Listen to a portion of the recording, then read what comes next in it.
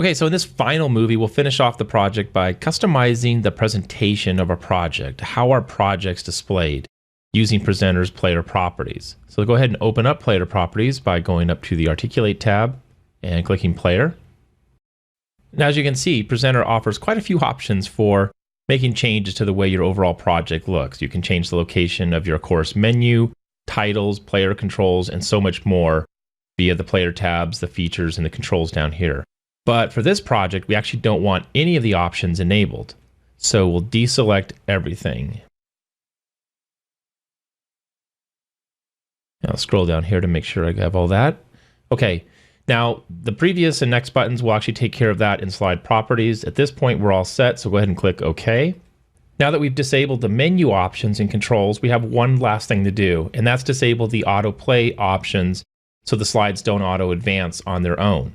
We do that by going back to the Articulate tab and clicking Slide Properties. Slide Properties are really powerful because they give you control over each slide in your course. Things like the navigation, player features, presenters, and playlists are all customizable on a slide level, which means you can make specific changes to different slides. Now we're interested in controlling how our slide advances, so we need to toggle this option from Auto to by User, and that's it.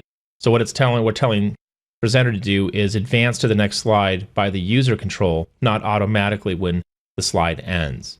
Now, we could go through and click each of these manually, and that's a good option if you're billing by the hour.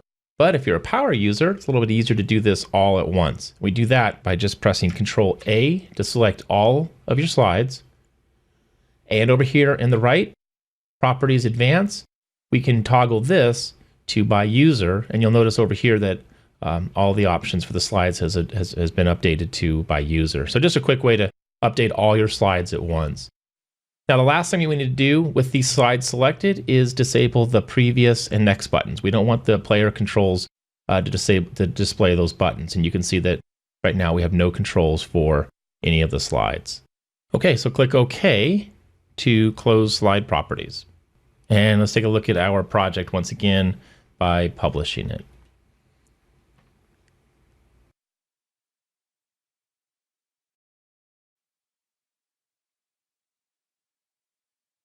All right, view presentation, and everything's been turned off.